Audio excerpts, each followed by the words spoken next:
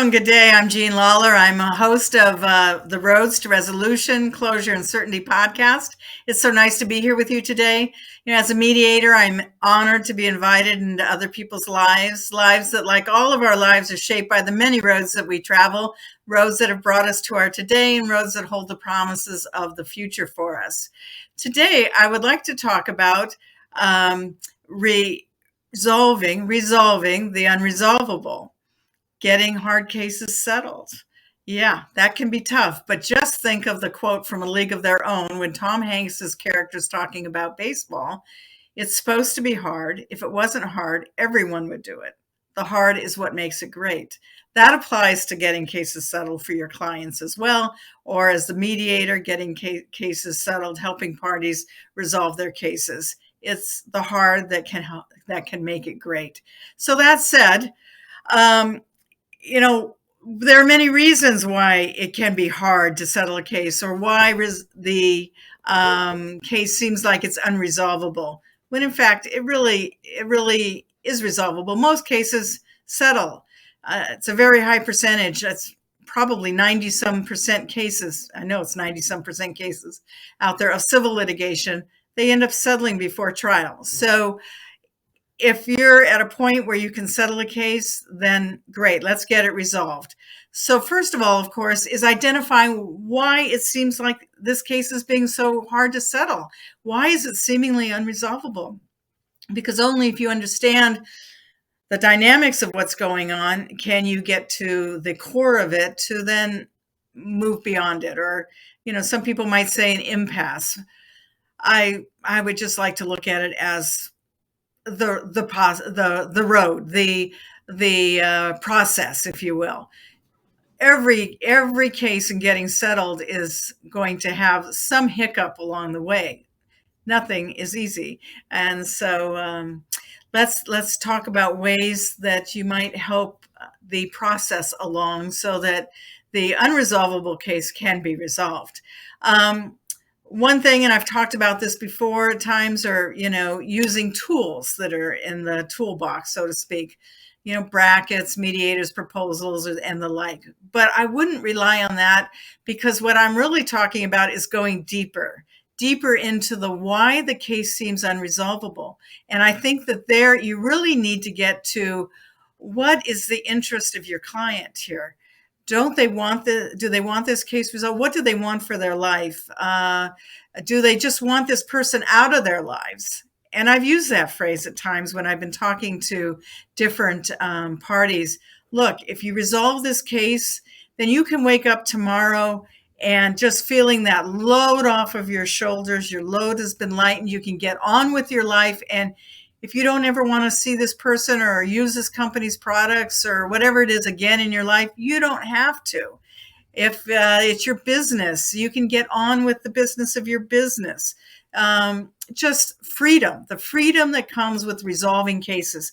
And I think that's really important for the clients, the parties, to understand that they are in a mediation that gives them control over resolving their dispute. And ultimately, of course, it's up to the client to decide. It's up to the lawyers to help facilitate and achieve what the client's goals are. And then, of course, the role of the mediators to help facilitate the resolution between the parties based on, of course, what the parties and their lawyers are telling you and what it is that they want to have happen.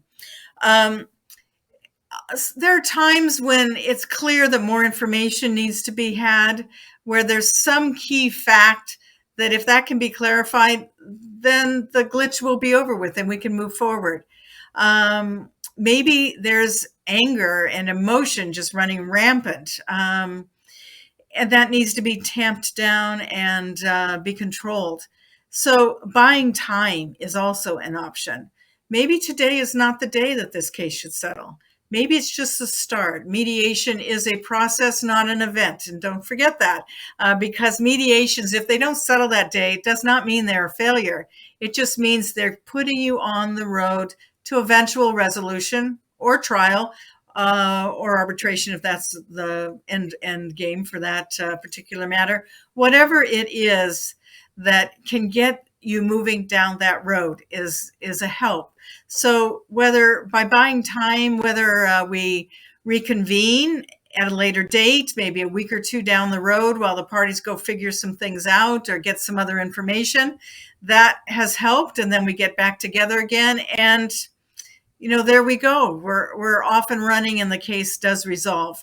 And in those situations, I know what I do, and I'm sure most mediators would. If somebody's reserved a full day mediation and they just need to call it after a half day, then I save the time for them, for example, so then we can reconvene and finish using their time. So there's no extra charge. And I know people are very conscious of cost. There's no extra charge to at least use the time for which they had booked me originally. Maybe not all mediators do that, but I'm willing to do that, certainly. Maybe the lawyers need to talk to the mediator outside the presence of their client. And that is something that is so easily done. I will often bring the two-party lawyers, the two lawyers or three lawyers, however many lawyers they are, together to talk privately without their clients. And I will say to their clients, do you mind if I just borrow your lawyer for a few moments? I'd like to just talk to the lawyers. And so you just stay here, now I'm thinking Zoom for the moment, or online. You just stay here and your lawyer will be right back to you. And they're very happy. And it's like I'm asking permission of the client to take their lawyer, and no one has ever said no. And the lawyer is happy to do that. So whether it's separately with one lawyer individually, whether it's separately with several of them, oftentimes then there can be different kinds of conversations, sometimes even more candid than there would be if the client is there, but not in a negative way, but just a way that would be different kind of conversation. Take a break, go take a walk, maybe if there's anger going. Let's break for a lunch. Let's come back on in half an hour, whatever it is. If there's a lot of anger and that's stopping the process, then I will tell the people just vent. And I know I've said this before in different scenarios. Okay, you've got 5 minutes. So vent. I won't say anything. I don't argue with them. Just get their feelings out. And then now let's refocus on why we're here today and what will it take to settle the case. Sometimes just a heart-to-heart is what a party needs. For example, a sexual harassment type of a case, anything where it's very, very personal. The parties involved, they need to also picture their lives going forward and resolving this. What will their life look like if they don't resolve this? And is that what they want? And, there's no one right way, but speaking humanely and person to person with the party is generally a big help.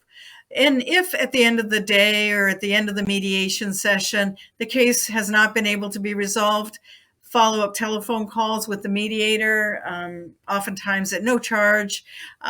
Usually that can do it, or just a short, back together again. That can maybe do it.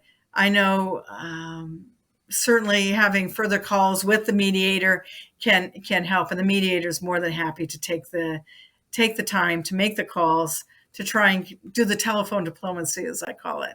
So there are all sorts of ways to take the case to the next level, to resolve what appears to be unresolvable. You just have to get over that hump and just think Tom Hanks, hard is what makes it great. And everybody can't do the hard. Everybody can't do what you're doing to help your client. As a lawyer, everybody can't do what you're doing as a mediator to help the parties and their lawyers. So think outside the box, and that case will probably settle eventually. Thank you so much for joining me today. Again, Roads to Resolution, Closure and Certainty. You can follow my podcast. You can follow me on YouTube, follow me on LinkedIn, and my website is lawleradr.com. Thanks so much. Bye-bye.